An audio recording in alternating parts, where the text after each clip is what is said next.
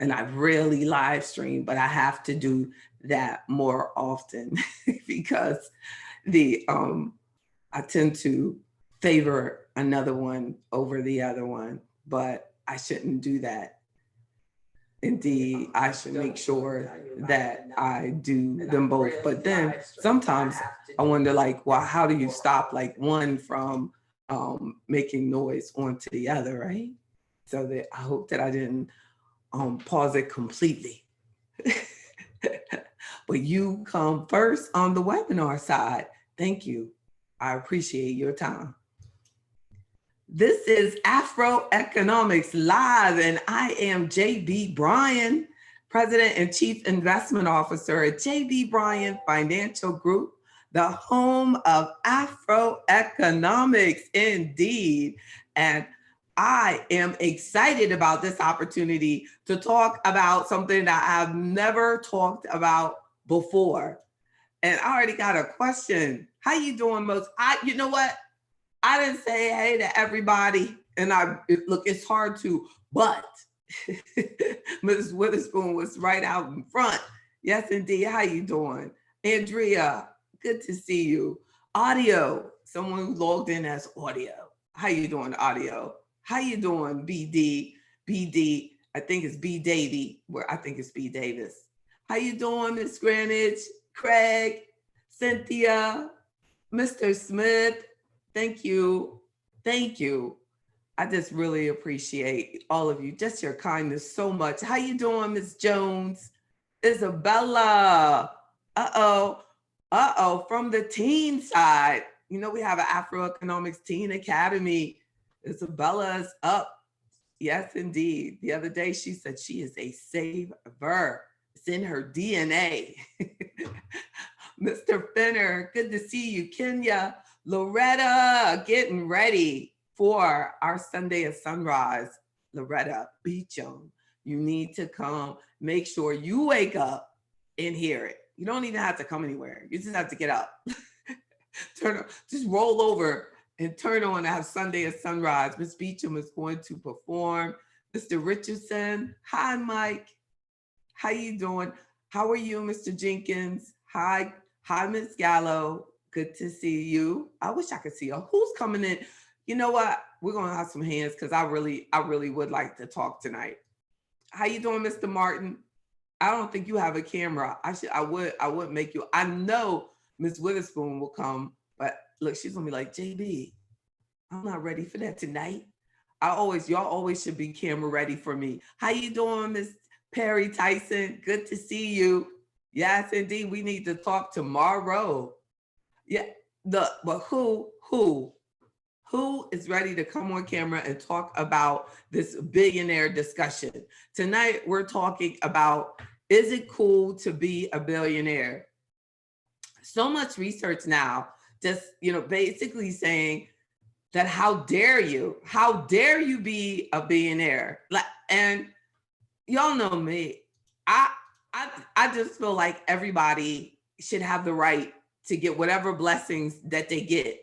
But if you read long enough, you're cooking Miss Witherspoon. That's right.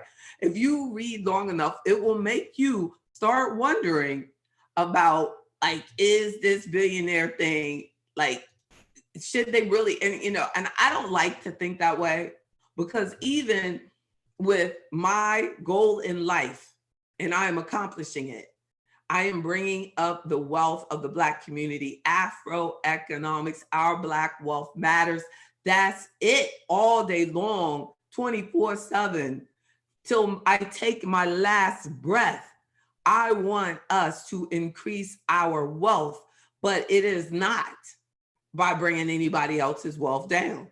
No, we rise up. I mean, nothing on our agenda has been ever to do anything with what anybody else got. But I do think that it's important, like we talked about in February in Black History Month on the history of Black wealth, it needs to be acknowledged that we were robbed of our legacy of wealth. And it makes a huge difference. And the research is there to back it up on the billions and millions of dollars that exist because of, I mean, the entire country exists because of what we've done. Our ancestors did, you know, and that impacts us. They weren't able to have investment accounts. They weren't able to be paid at all. They were slaves. And that's my great grandfather and great grandmother. And like, I mean, think about it. And over the last 100 years, we haven't seen any changes, anything going down. Well, let's look at this. I'm just, you know, I'm even going to talk. I'm just going to show you. As you know, people look at these videos and they go, oh, wow, she's just talking. She's just saying. So you know what? We're just going to back it up. Back it up. Okay. Check it out. The article. This article, February 28th, 2019. Maybe we'll only talk about this. Look, probably every time anything's written about this once a year, then it says published March 4th, 2019. Okay. But up in the link, it has February 28th. Which one is right? But probably February 28th. At least it came out hopefully during Black History Month. Look at this. Average household wealth. And then we're looking at Black in this dot and the average Black median and mean white, basically the white average wealth, you know, is, you know, dramatically above the Black wealth line. Now, I want to know how you can, like, ours is basically going down, not even basically, it's going down, down, and down, you know, and we have here white wealth going up over the same time period. So this is real. The US government has a long history of facilitating wealth for white Americans. And we talked about this, you know, it goes back historically, it's real. 1866, the Homestead Act basically just started taking, you could go out there and get land, but we couldn't. So discrimination and poor implementation of the policy that was set out that if we moved out west, we would get land, but we get out there, get it, and they'd come and take it from us. So while Blacks did make gains in wealth acquisition, after slavery ended, the pace was slow. And look at it, I don't know, I'll send you this link, but we know this. But look at this. The wealth of American families in 1966, the same thing, white wealth, dramatically more than Black wealth. This is 1966. I'm proud to say before I was born, but not far enough away. So look at this, you know, that money in the bank, way more, in stocks are way down, you know, way down. I mean, this is the point of this, is like everything is still like this now. This 1966. That could be 2020. It wouldn't matter. And then it goes up to this. In 2011, study shows that white Americans have more wealth than Black Americans, regardless of education level. Billionaire. So when I look at this stuff, and then a discussion about billionaires and should we have billionaires, and is it, you know, and the politicians are the ones that are talking about it. As we're going to this political season, you know, they have this competition on who is the poorest. Remember that, like everybody has tried to talk about like they have the hardest life. So I'm gonna see like how Trump and Biden like approach this, like who is going to say that they, you know, their life was the most deprived, when we don't have that right to say that. But and the more and more, when the whole discussion about the billionaire and what they're going to do with the money, there's never a discussion about righting the wrongs that have been done, and public policies, government policies that have existed, that have deteriorated the wealth in the Black family. There's never a discussion about what we're going to do with this money. If you go, okay, politician, if you're going and you're going to go to this rich person and you're going to tax them more, what are you going to do with that money? Increase your salary? Give yourself more benefits? What are you going to do? So I have some things that I thought about, and I have like 5 points that I just want to make sure that I share tonight. For number 1, why doesn't working hard make you rich? Like, and somebody tell me that. Because I'm not rich. And I work very hard. And all of you that I've talked to on here, you all work very hard. So why aren't we like extremely rich? Because they keep saying like, if you work really hard, that you'll become rich. You know? And I was like looking at this and Investopedia, and I was looking at it was talking about like how, I'm gonna show you this.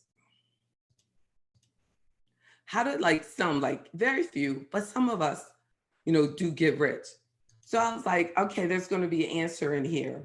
There's going to be an answer in here because, you know, this article is about how did Oprah get rich.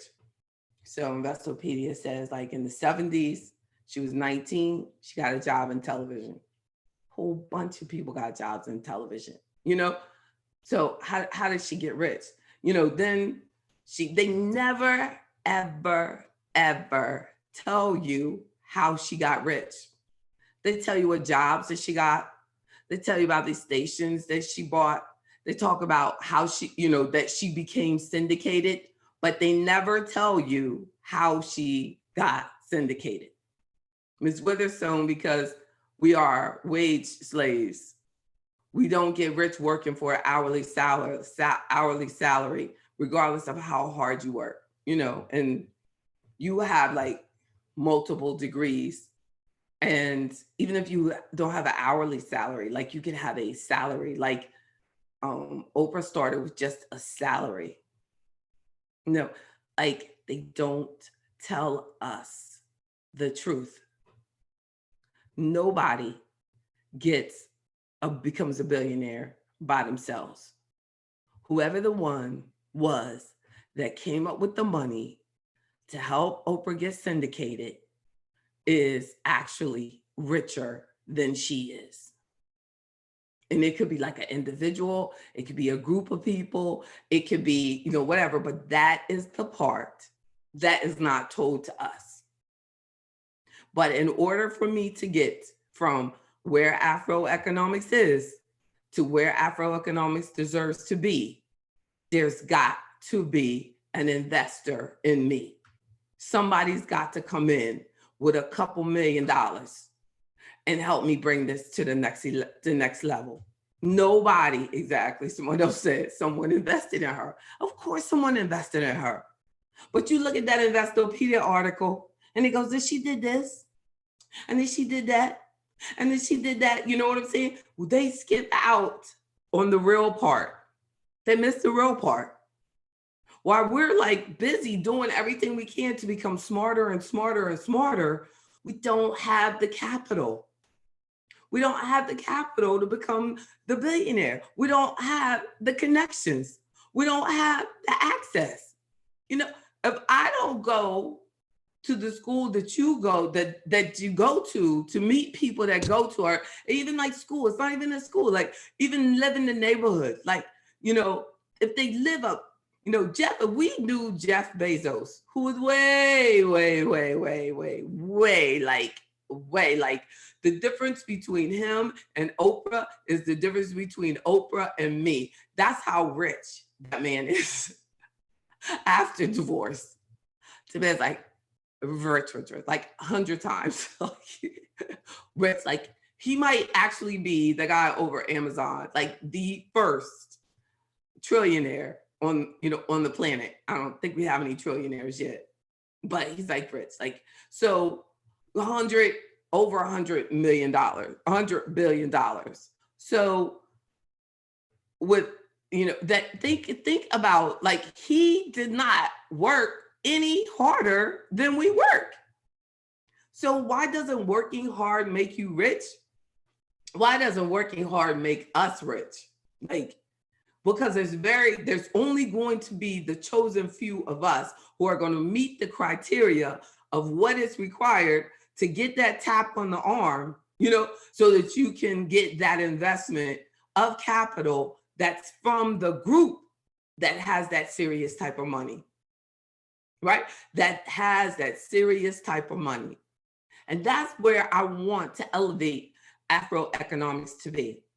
That's what I'm working on. Us getting this so organized, so, just so functional, that when we have a business with a business idea, I can pull together the members of Afroeconomics and we can start making some moves and knowing about private placements and in venture capital and angel investing. And let's help us create some businesses from the ground up. That's what's going to have to happen, because the person, that one or that two, whatever, we're not in the right circles to get that tap on the arm all the time. So if we're not, then we're going to have to create it from our numbers. If enough of us work together and do right by one another, we can make a difference and give someone, we can find that idea, that innovation, that person or whatever, and take that to the next level. And then a second point. So first, I just feel that we need to accept the fact that working hard is not going to make us rich. Being smart and being diligent is going to make us rich. But we're going to have to be smart. There's like no room for, error in there. Like, we can't make like stupid moves of wasting money and materialism if you're trying to build an enterprise, if you're at the beginning. Look, Ms. Hayes said someone invested in her, then she invested in Dr. Phil, and Ms. Von's on. Look, I know, but I don't know what happened. Something with her and Iyanla, like, right? And then Ava, someone like Ava, and then Paula Dean. Wow. Right? She really did help a lot of people. Look, Ms. Witherspoon said, we don't leverage the resources we do have, and that's my goal in life. The first Black woman trillionaire. Good. Do it and be my client. Andrea said, what's your definition of hard work? I don't know which direction you're going on that, but like, is hard work a good thing, or are you talking about hard work, the bad thing? Like, there's a hard work, like labor work, that you're losing your body and working the field and priming tobacco and picking cotton, like my ancestors and family has done. That's hard work. But machines do that now. So hard work is not going to do it for us because it's been replaced with machines. So now we have to be critical thinkers and strategies and innovators. That has to be our hard work. But it's not hard work, like, it's smart work. As I said on a post that I put about my daughter, is that I'm teaching her to grind intelligently. Like, we can grind, because I grind all the time, but I'm constantly thinking about my priority of where my time should be. Like, I have multiple things that have to be done tonight, but my preparation for Channel 6 for Monday, they want their information is my top priority. And then me posting this recording comes after that. Because those of you who saw it live, that's what's most important. Dr. Williams says, we can make our own circle of investors to fund our ideas and launch new businesses. Where do we sign up, JB? You already did. Believe me. Yes, you are. We are doing this thing. I got the vision and it's coming. So and that's why I'm doing that fest every year. And that's why last year was the first fest, because the point is that we're going to start having the fest, and then at the fest, the entrepreneurs come. And remember one of our meetings that I had in DC, Dr. Williams, and we were playing Shark Tank? That was it. That was the beginning. Like you're playing, we're prepping, but this is going to be the real thing. Yes, indeed. Mr. Jenkins said, work hard and smart. Yes. And hard work means doing long hours, but you're working your brain now. Like we're not dragging around things. And if we find ourselves in a position that we are operating machines for people, we have to know that that is going to eventually be gone. Those are the jobs that are eventually going to be gone. And they are paying you a fraction of what they are making off that machine that you're operating. So we want to move ourselves through getting proper training into positions that are, you're thinking, you're creating ideas, you're creating ideas. I mean, think about the guy who thought up PayPal. After 3 years, like he made like millions. After just 3 years of he just thought it up. And then like Facebook, he's made billions, you know what I'm saying? Billions of just developing that idea. And he never had to pick up anything. He never had, he just was smart and invested his money and his time wisely. And that's what we have to do, and it's not hard. Like I end my day exhausted, but I still know that I didn't work hard because I grew up from a family of farmers. I know what hard work is, like Andrea said, hard work is relative. Yeah, what's hard work to someone is easy work to someone else. But like, sometimes we think because we worked all day that that we did hard work. Like, but if you're working long and you're being smart and you're using your brain and creating ideas and we have to seriously look up critical thinking and realize that those are the jobs that are making the most money. When you are bringing new ideas, new thoughts, new customers, when you're building, when you are at when you are top of the food chain of a business, then you can, or a school or something, then they cannot exist without what you do.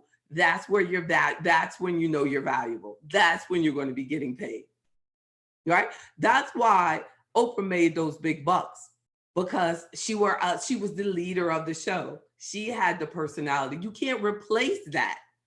There's only one of her. That's it. And that's when people talk about developing their brand and building their brand. Well, you know what? That takes serious research, thought, education, skill, talent, commitment, self-discipline, maintenance. You got to be totally about you. If you're a product, if you're a brand, you got to be in at 100, right?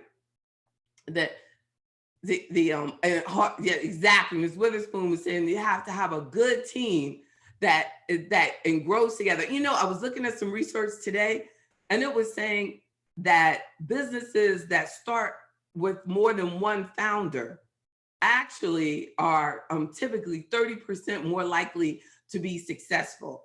And most of that is because they're both bringing in money. Yeah, I was like, right. So, and if you do have like, multiple people in on business, then you definitely have to make sure it is the right person. Now, I started my business alone, but it was limited to just my money. If I had started with someone else, I would have had access to additional money. But a lot of times that doesn't happen for us. But I still I said, I got to put everything, and it probably took a lot more out of me than it would have if I had a co-founder. But at the same time, I've seen businesses with co-founders that fall apart because of trying to have that like-mindedness. And my second point, so our first point is just, why doesn't hard work make you rich? And it's because just because you're working hard doesn't mean that you're developing something that will create large amounts of income. A job doesn't equate to a billionaire or a millionaire. A job, how we invest that money, how we use your money. So if you work a job, you work hard, you work labor, and then you're smart and you allow me to put it in a portfolio of assets that do very well for you, then you're using those businesses because your investments are businesses and those businesses are making money for you. Just as if you saw someone else's business and you put that money into their business and it did well. It's just that if you saw a startup or invested in a startup, you possibly could do even better, but you possibly also could do a lot worse. So the second point is wealth is hugely different than income. So we have to remember that. When you go out there, you get that school loan, you get that nice job, because a lot of times people, go, I want to go to school and I want to get this particular salary because the average brain surgeon makes this amount of money. And then you go into $600,000 worth of school loan debt to become the brain surgeon. Then you buy your house, then you buy all of this finance, then you get this couple of cars and have a couple of kids. And that income you're making, say you're making $500,000 a year. That income does not mean that you're wealthy. Wealthy is assets minus liabilities. So you got all these liabilities and you're trying to accumulate these assets, but a lot of the assets that person may be buying are not assets that are increasing in value, right? So they could be really, so just my point is that wealth is hugely different than income. And we need to make sure that we keep that in mind. So did you see that graphic that I was showing you that was, talking about, we saw oh wow, it's crazy. You see that? But where it was showing that, that the Black person with a college degree had less wealth than the white person who had not even finished high school. They hadn't finished high school. They had $34,700 on average. And the Black person with the college degree wealth with $23,400. So when we see this thing, we think black people are doing really well, right? You're seeing Black people doing good. You got more Black women going to college than any other demographic group. We got these and that, and it's that's just you preparing yourself to get a job, and a job that most likely will never make you, the money that you really want, or the billionaire, or build you the wealth. It's just a way you get right into the system and become a slave to all the banks and financial companies that you owe. It's way too easy. So we have to be careful that when we get in a situation of income, we need to be very conscious of where we spend every dime that we make. Is this going to help me build wealth? Is this an asset, or is this just a $600 purse? So a third point, connections have a huge impact on our wealth. In every aspect of our professional lives, it's who we know. It's who we know and who likes you, right? I mean, it really is. That's how it happened.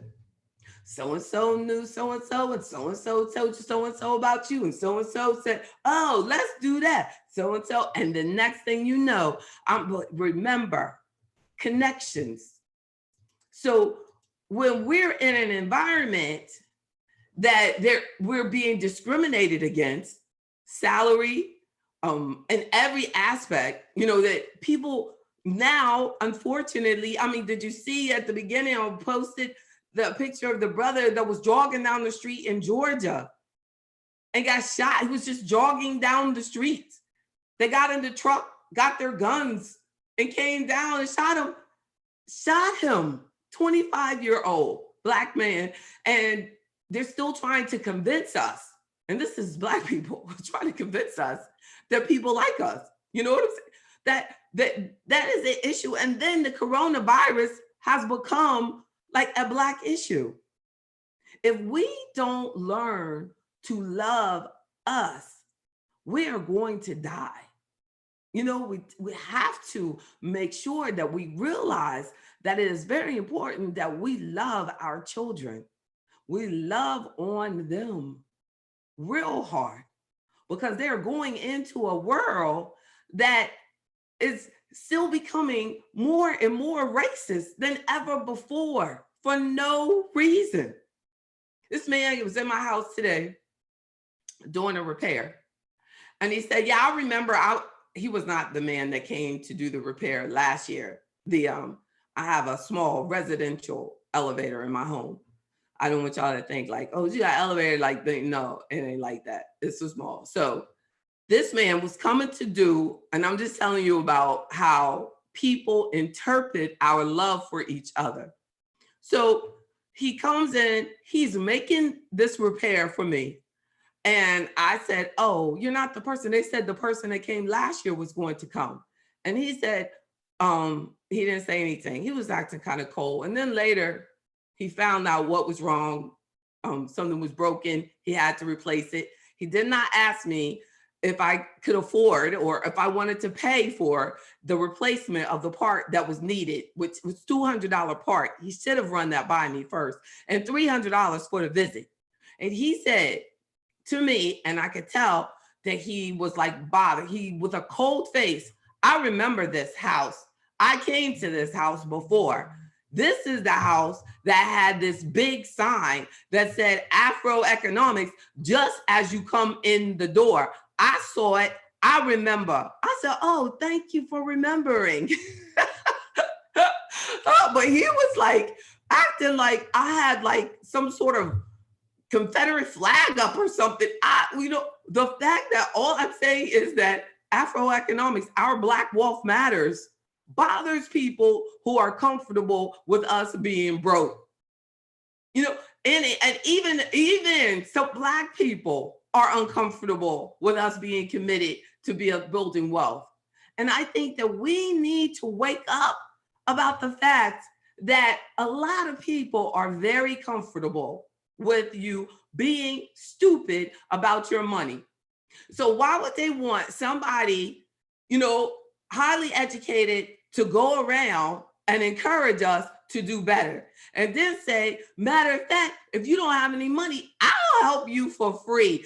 Join, be a free member, do what you got to do. And then she comes back and does free events. Don't you realize that is empowerment? That is what we're supposed to do. But we have to make a commitment to realizing that we deserve to be treated this way. This is what we should get.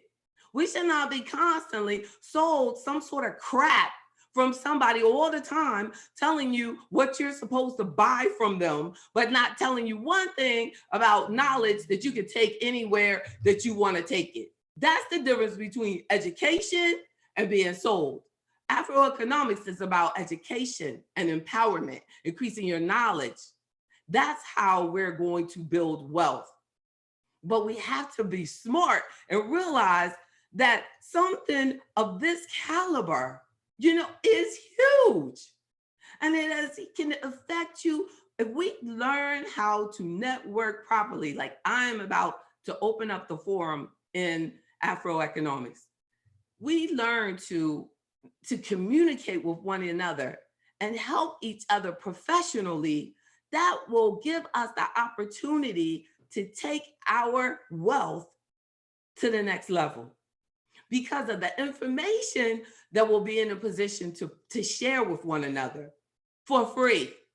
That's what we have to do. That's what we have to do. It's like and at the same time, y'all just know I don't want for anything because of Black investors, Black people doing business with me. You know, that we can do right by each other, invest in each other, build each other up, have free events for each other, and we'll still do well. What God has for me is for me. It's going to happen. It is going to happen. I'm too smart. I'm too smart to not to be broke. It ain't gonna happen. I got this. And that's the way we have to see it. So, and then a fourth point I want to ask is like, why are people mad at billionaires, but descendants of slaves, they never think about? Like these same politicians who say billionaires shouldn't get that money and this and that, why don't they say something like, how can we take that much money from these people and not feel that we should not give it back to their descendants? We live in a country that did not keep their promise to the citizens, and but they'll do all of these things about, yes, Black people deserve reparations and this, you know, but when you talk about billionaires should pay more taxes, you don't think about the fact that what are you going to do with those taxes that you're going to do with billionaires? And then how about you can literally connect to businesses and people, the wealth, a lot of the wealth that was taken. You can still go back because all it is transfer and things that were done, and the government charging more for interest and the loans that were overcharged, and they can break it down and put that money in, find the families. If we owed something, they can find it. So you definitely can find it if you want to. So I find it difficult to be mad at a billionaire or to join on your need to be mad. And I'm talking to the politicians that are mad at the billionaires when you don't have a problem with Black people being broke, right? And even if they get rid of every billionaire, if these politicians get in and they go, all the billionaires have to go and nobody will ever have, they can only have $999 million. What would that do to help Black wealth? What would that do to stop the wealth gap? The wealth gap will still exist because most of the wealth gap was created by government policy, not capitalism. A lot of it. And a lot of the reason that capitalism hasn't worked for us is because the government policy for allowing loans for minority businesses and things were changed by government policy. So our issue is not as much as those who were able, because of their situation, to benefit from it, but to make sure that you address those who were done wrong. And if you owe money, because you do, and you're going to collect it from the rich people, I get it. And then you go and get it, and you make sure you tell us where it's going to go. So you should pay your debt to the unpaid labor that were promised the 40 acres and a mule. And my final point, that the rich already pay more taxes. There's a whole bunch of people who do not pay any taxes. Or if they pay taxes, they get more than they even paid into the government and they can get it back. You know, so that when they talk about, oh, rich people are not paying taxes and they're not, you know, they're not doing their fair share and things like that, you know, you're also, we have to think about there are people who don't have to pay any taxes at all because they're not making enough money. So why aren't we focusing more of our effort on poverty? Like, don't you think that people should be living above the poverty level? Don't we think that we should not be just putting all this money into congressional benefits? We could be focusing on creating an emergency fund for people who are living below the poverty rate already. Or we could be taking money and providing health insurance for every American from money that you say you want to increase the taxation on the billionaires. And you want, you know, well, then let's make sure we do. What are you going to do with it? Because if we increase the percentage of taxes that are on the super rich, I just want to know, what are you going to use the funds for? Because you do it based on who's in the White House, and then you take the money and you use it on whatever you want. But if you truly wanted to make sure that you were taxing the rich, because most rich people can control their income. They can control what comes on their W-2. And the majority of them do not have high W-2 income anyway, because they're entrepreneurs. They own the business. Why would I do that? So they get their money through their stock. They have stock bonuses, they go public and things like that. So if you care about taxing the rich, then why aren't you talking about things like capital gains taxes and increasing the capital gains tax rate and increasing the dividend rate? And even like the rich people have said that to them, but they don't want to address that. They don't want to address that. It's like, well, even Warren Buffett was like, my tax rate is lower than my secretary's tax rate. And it's because he takes most of his income from capital gains and dividends, not from a W-2. So he could literally, you know what I mean? That a maximum, he could be paying his secretary very well, and her income tax bracket could be higher. So these are the things that we need to think about as we hear these news stories about billionaires shouldn't exist and billionaires take from us because billionaires have people that work for them and things like that. And I can get it that you hate billionaires, but I know that your whole agenda is to become popular and write your little book, and then you'll become the billionaire also. And they keep doing it over and over, and they do it off creating this havoc and people thinking, oh, certainly he or she will look out for me. And it continues.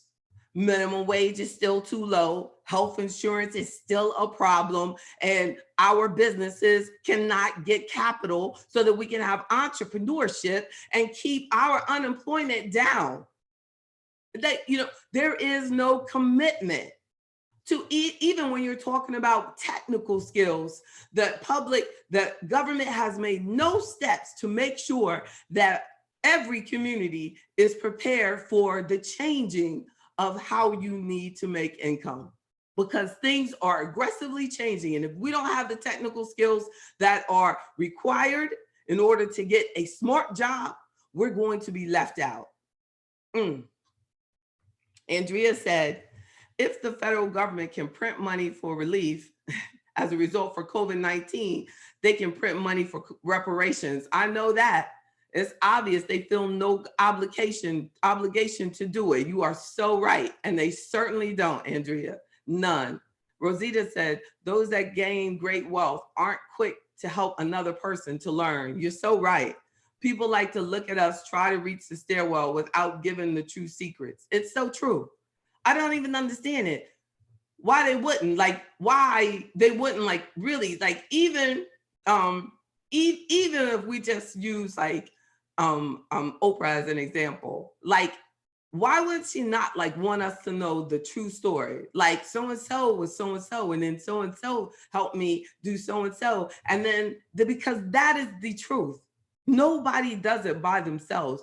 You do not get there. Like my father used to tell me, I used to tell people, I paid my way through college, and my dad would say, nobody does anything by themselves. And I'm like, well, we just know you ain't paid for it. He would have punched me in the head.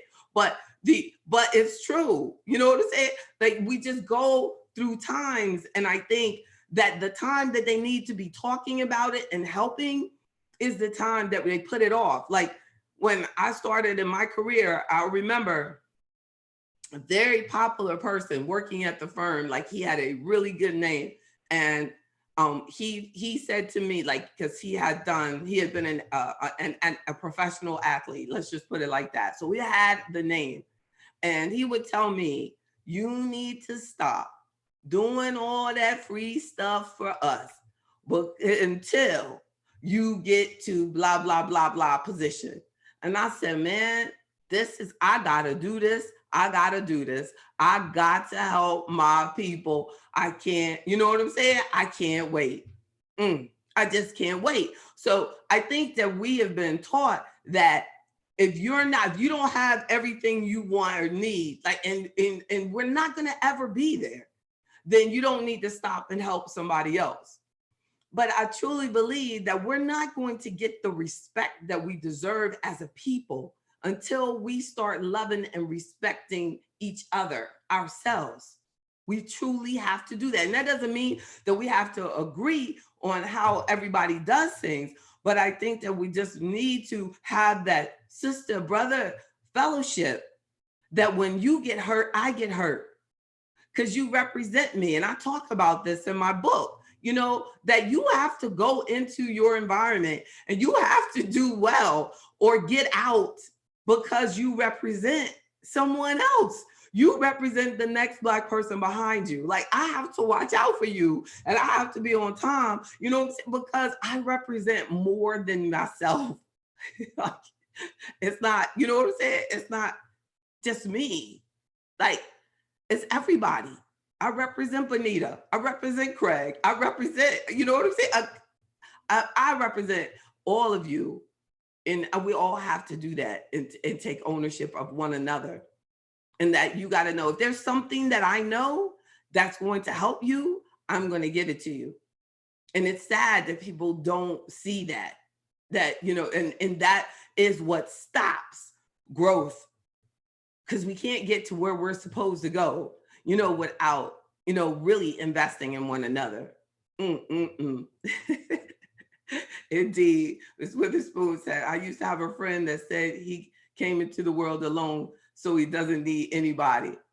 Oh, that's so sad. And I always told him, you didn't do that alone. Your mama pushed you out. I know that's right. Dr. Welsing told us how we need to treat each other. That's right. Francis Welsing, right? Yes, indeed. Beautiful. We do. But we love it. It starts with how we treat ourselves. No, I think it starts with just knowing that you deserve it, that you deserve what you deserve. Because the more I like me, the more I like you.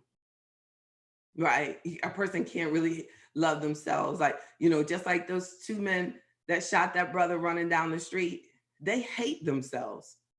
They hate themselves. They truly hate themselves, and I made the brother rest in peace, that it hurts me to think, about that, but we have to realize that a lot of people do not love themselves, and they will hurt you because they don't hurt them. They don't like themselves, so be careful and protect yourself, and love on your family, and, encourage your children to be smart, and you be smart, and know that you're important. You're important to me, and we have a lot to offer. And if we leave this planet without being billionaires, we can do one thing. We can make sure that we give the planet a billion ideas, a billion thoughts, that we're nice to a billion people.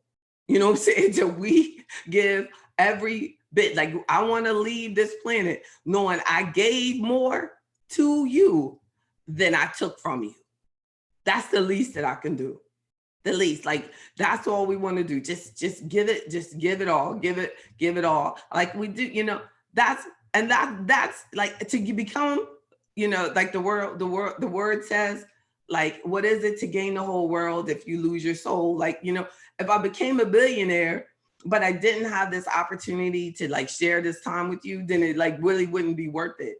It just truly wouldn't. So, we really have to realize what really makes our life significant. And I think that what we've been going through with the corona, really has make us realize how valuable our family is, how valuable we are to one another, and that in our pursuits for our professional lives, let's make sure we remember what our why is, why we're doing it anyway. I want you to have a good life. I want you to grow old and not worry about your money. That's why I'm doing this. I want you to have peace and joy and comfort. That's what I want. Like the thought of you being unhappy and uncomfortable or broke or me not being there for you, that hurts. So just remember, like in our pursuit of what we're doing, like make sure we know why we're doing it. Because, you can get all the money in the world and be like, well, now tell me again while I'm doing this, because I was watching a movie the other night about this guy that was doing cocaine and he had planes and all that stuff. I forgot the name of it, Mike. You got to remind me. But the guy, and he had everything, but really what he really wanted was his mother to love him. Like one time she called the police on him and everything, when he was so hurt. And then by the end of it, he really wanted his child to love him. So if you have a mother and a child that love you, value it. Yeah. So a billionaire, a trillionaire, whatever. But let's just make sure we get what we want and we live out our why. Larry said, as a people need to understand a journey of 1,000 miles begins in a single step. Yeah, exactly. Oh, Mike said the movie was called Blow. Yeah, very sad movie. But it was, about like just, it was just about, but the bottom line is, I guess it was just like in that the one The Alchemist, it's the whole moral of the book is that you already have everything that you need. Like, you can spend your whole life searching for it, but what you already have is, it's like, don't spend your life like searching it. It'll never be enough, but realize what you have and see the value in it before you spend your whole life, in searching. He said he thought the book was amazing. Good for you. Everybody likes that book. I was like, I think it's overrated. We're talking about The Alchemist. It was amazing because you're amazing. Y'all have a wonderful night. Thank you for sharing your time with me. Thank you for staying long. Even little Isabella stayed long. I love y'all. Have a good night. Let me know if you have any questions. Email me, jb@jbbryan.com. All right. Thank you so much. Have a good one, Loretta. Good night.